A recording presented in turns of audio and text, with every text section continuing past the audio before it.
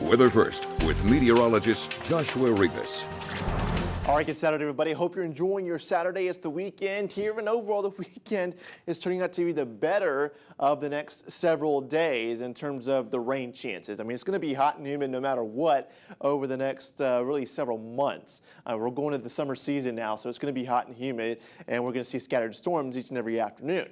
Now, Monday and Tuesday, we're looking at a lot of tropical moisture moving into our area, bringing with it heavy rainfall. And then we'll see an area of low pressure try to develop into something tropical, but again, that's a question mark. Right now, we're just looking at a lot of heavy rainfall and an area of low pressure to develop, and we'll see some gustier winds, some breezy conditions, and depending upon the strength of the system, it could be windy Monday and Tuesday. After that, we're looking to warm back up, and we'll see some scattered showers and thunderstorms. So let's talk more about the tropics here, and as of this morning, we're looking at a lot of convection over the Caribbean. Again, very disorganized. Again, this is not a major tropical system at the moment. The potential center or the wave axis of the tropical wave is right about in here, just around Belize and Honduras, and it will be interacting with the Yucatan Peninsula as we go through the rest of the day and we go into Sunday. As we go into the work week, then an area of low pressure may try to develop, and if it does develop, the next name on the list would be Colin. Bonnie is still sticking around, but that'll be out of the picture by tomorrow.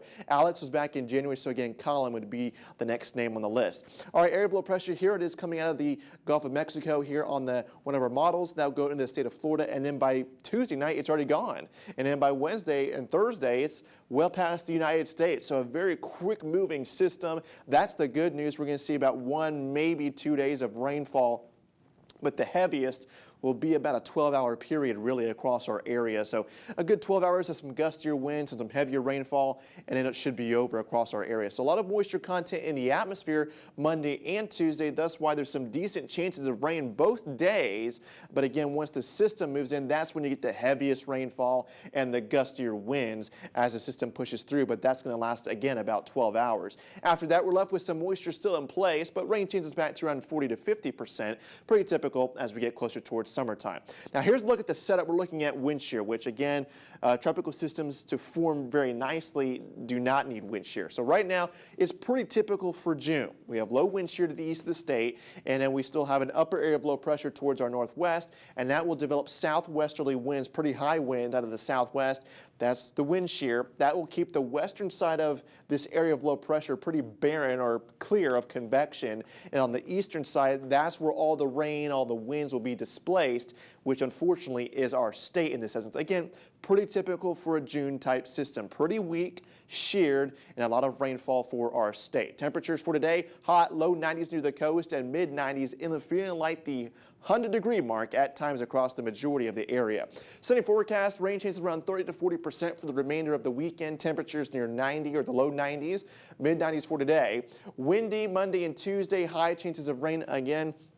The way I would play it out is just double check with your company or your boss and make sure you don't have to come into work Monday and Tuesday if you can't due to flooding, because again, flooding could be an issue. So you don't want to be driving through flooded roads, much less it's just going to be nasty as well. So to avoid, the skyway may be closed as well. That may hamper ride conditions as well. So it could be a nasty day, or it may not be as bad. So just keep that in mind. Think about what you would do if we do have a tropical system form.